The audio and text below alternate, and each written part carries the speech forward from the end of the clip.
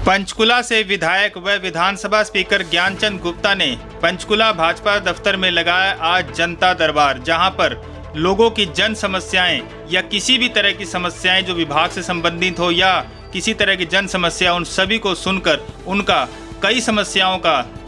Phone कर ही निपटारा कर दिया, तो कई समस्याओं का संज्ञान लेकर निपटारा करने का आश्वासन तक दिया। वहीं पर चाहे वो छोटे लेवल की बात हो या बड़े लेवल की बात हो, हर समस्या को सॉल्व करने का आश्वासन तक लोगों को दिया। वहीं पर उन्होंने बताया कि मैं हर वीरवार के दिन जनता दरबार लगाऊं, जिससे लोगों की जन समस्याओं को सुनकर उनकी समस्याओं को निपटाया जा सके और उन्हें सही तरीके से मदद मिल सके। अध्यक्ष, जनता दरबार का आयोजन किया गया था, तो कितनी शिकायतें टोटल आई हैं? देखिए, हर वीरवार को मैंने ये निश्चय किया है कि जो अपनी विधानसभा के जो भी लोग हैं उनकी जो समस्याएं हैं, चाहे वो उनकी व्यक्तिगत समस्याएं हैं या कुछ जो कम्युनिटी वर्क्स हैं, जो समाज के काम हैं, कोई डेवलपमेंट के काम हैं, उनके बारे में यहाँ पर शिकायतें सुनने के लिए लगभग 3 घंटे से हम यहाँ सुन रहे हैं और लगभग 80 के करीब जो है वो शिकायतें यहाँ पर आई हैं। कुछ शिकायतों का निपटारा तुरंत टेलीफोन करके जो संबंधित अधिकारी हैं उनसे बात करके तुरंत कराने का प्रयास किया है। कुछ ऐसी शिकायतें भी आई हैं जिनका लंबे समय तक समाधान उनके लिए उन अधिकारियों से, चाहे वो मुख्यमंत्री जी से बात करनी है, अभी जैसे मोरनी के जो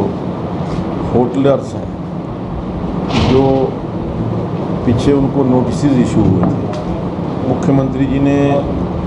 ये आश्वासन दिया था कि उनके ऊपर कोई ना कोई पॉलिसी हम बनाएंगे, तो मोरनी के होटलर्स मिले थे। इसके अलावा जो यहाँ पे बरवाला ब्लॉक के ही जो कोर्ट के अंदर पीएचसी बनी हुई है, उसको अर्बन पॉली क्लिनिक में कन्वर्ट किया जाए, क्योंकि वहाँ की आबादी जो है उन्होंने जो लिख कर के दी है, सभी गांव जो उसके साथ लगते हैं लगभग 45,000 है और इतने लोगों की जो स्वास्थ्य संबंधी जो दिक्कतें हैं उनको दूर करने के लिए उस जो पीएचसी है उसको अर्बन पॉली क्लिनिक में डेवलप करना उचित होगा, ये उनकी मांग है। और मुझे भी लगता है कि क्योंकि अब वो एरिया ग्राम पंचायत में ना होकर के नगर निगम में आ गया है, तो नगर निगम में आने के पश्चात वो जो पीएचसी है वो अर्बन क्लिनिक के रूप में डेवलप करने की बात की है। मैंने यहाँ जो चीफ मेडिकल ऑफिसर है उनसे भी बात की है और आगे भी जहाँ पर बात करने की आवश्यकता होगी, हम ये जो कोर्ट की पीएचसी है इसको अर्बन पॉली क्लिनिक बनवाने के लिए प्रयास करेंगे और मुझे लगता है कि ये काम हो जाएगा। इसके अलावा का प्रतिनिधिमंडल भी आया था अभी यहाँ पे, कुछ वोकेशनल टीचर था, उनकी क्या समस्या थी? देखिए, वोकेशनल टीचर जो हैं वो एक कॉन्ट्रैक्चुअल जो बेस पर जो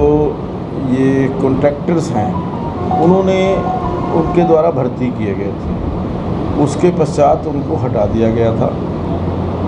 कॉन्ट्रैक्टर चेंज होता है तो उसके साथ ही एम्प्लॉइज़ भी चेंज हो जाते हैं, क्योंकि वो उसका कॉन्ट्रैक्ट ख़त्म हो जाता है। उसके बाद जो दोबारा कॉन्ट्रैक्ट उनको हुआ है, उनका ये कहना है कि हमें उसको पक्का किया जाए और जो स्कूलों के साथ जो पक्के टीचर लगे हुए हैं उनके साथ ही हमें भी एकोमोडेट किया जाए। इस संबंध में मैंने जो commissioner additional chief secretary education है महावीर सिंह जी, उनसे भी बात की है और उन्होंने कहा कि इस समस्या के लिए मुख्यमंत्री जी कोई निर्णय लेंगे। इसके ऊपर पहले भी कोई एक बैठक हुई थी जुलाई पिछले 2 महीने पहले, और अब फिर कोई बैठक करके उसके ऊपर जो उचित निर्णय है वो करेंगे। इसके अलावा एक जो अभी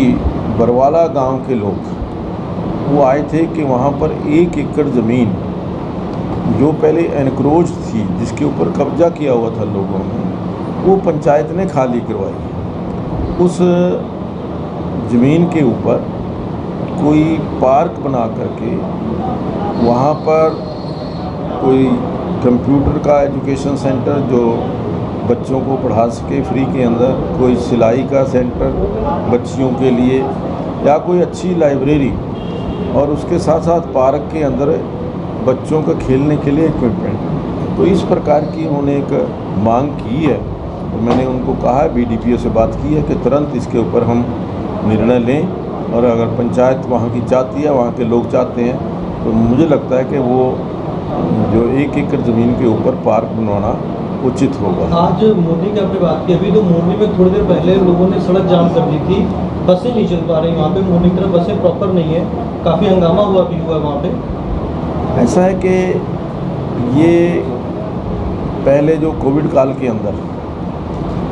वहाँ पर बसों का आना जाना बहुत कम हो गया था, जो सिर्फ 2 या 3 बसें चलनी शुरू हो गई थी, क्योंकि वहाँ पर ट्रैफिक नहीं था। कोविड के कारण जो एम्प्लॉइज़ वहाँ से आते थे, केवल उनको लाने ले जाने के लिए बसें चलती थी। लेकिन अब क्योंकि मोरनी को हम एक बड़ा पर्यटन स्थल उसको डेवलप करने जा रहे हैं,